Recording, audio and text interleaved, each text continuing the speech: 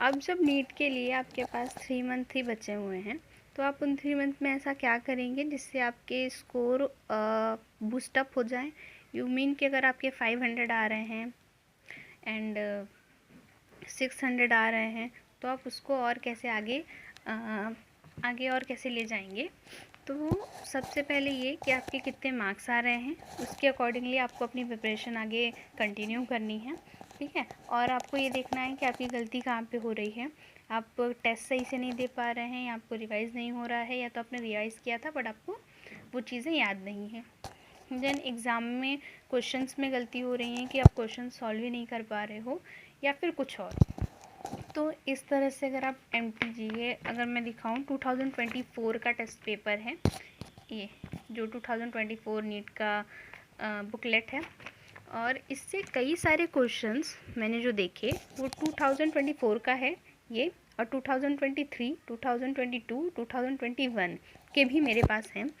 वो क्या है कि कई बार क्वेश्चंस अगर आप लास्ट का टाइम बचा हुआ है और आपने अगर 50% अपना सिलेबस कंप्लीट कर लिया है और 50% बाकी है, तो अब आपको क्या करना चाहिए कि आप टेस्ट की तैयारी करेंगे। टेस्ट आप दे रहे होंगे तो कोई अच्छा सा टेस्ट दीजिए, जिससे आपको ये पता चलता रहे कि आपको कितने मार्क्स आ रहे हैं और कितना आपका इम्प्रूव हो रहा है और कितना नहीं हो रहा है, ठीक है। फिर दूसरी चीज़ ये है कि आप कोई भी टेस्ट अगर फॉलो कर रहे हैं तो उसका अच्छी तरह से एनालाइज करिए, ठीक है। जितना टाइम आप 3 घंटे अगर आप टेस्ट देने में दे रहे हो, तो 3 से 4 घंटे उस टेस्ट को एनालाइज करने में भी आपको देना पड़ेगा, तभी आपका एक बार ये एक तरह से पूरा आपका रिवीजन ही हो रहा है, ठीक है।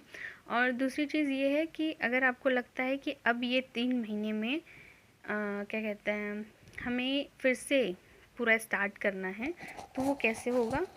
तो 3 महीने में स्टार्ट करना, आई थिंक स्टार्ट तो हो जाएगा बट क्लियर होना थोड़ा कम पॉसिबल है, क्योंकि अब सेक्शन बी जो नीट में था वो रिमूव हो गया है। सेक्शन जो बी रिमूव होने के कारण ये हुआ है कि जब अब प्रेशर और ज़्यादा बढ़ गया है कि जब आपको 3 घंटे ही सिर्फ मिलेंगे, उन 3 घंटे में आपको 180 क्वेश्चन करने रहेंगे।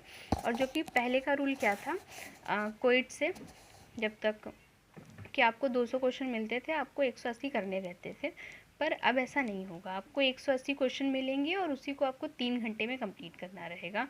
तो क्या लगता है कि वो 180 क्वेश्चंस आप 3 घंटे में कंप्लीट कर पाएंगे।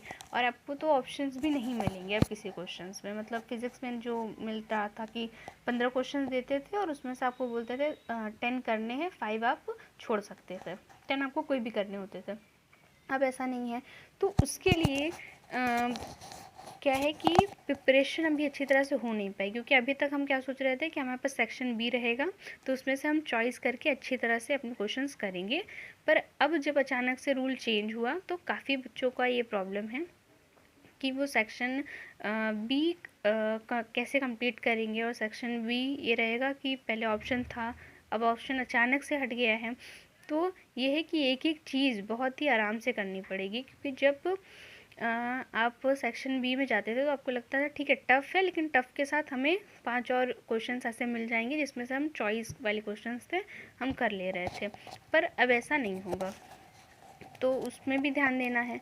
और दूसरी चीज़ ये है कि जब आप सेक्शन बी तो रिमूव हो गया है, अब आपको 25 questions 45 question physics, 45 question chemistry and 90 question biology के आपके सिलेबस में रहेगा, आपके क्वेश्चन पेपर में आएगा।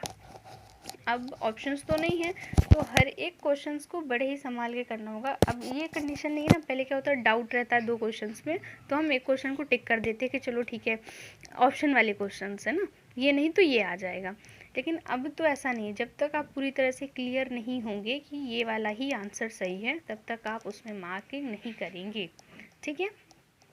तो ये तो रहा उन बच्चों के लिए जिनको सेक्शन बी के लिए डाउट था कि सेक्शन बी रिमूव हुआ तो उसके लिए क्या करना है। और इसी तरह के वीडियो के लिए लाइक शेयर सब्सक्राइब।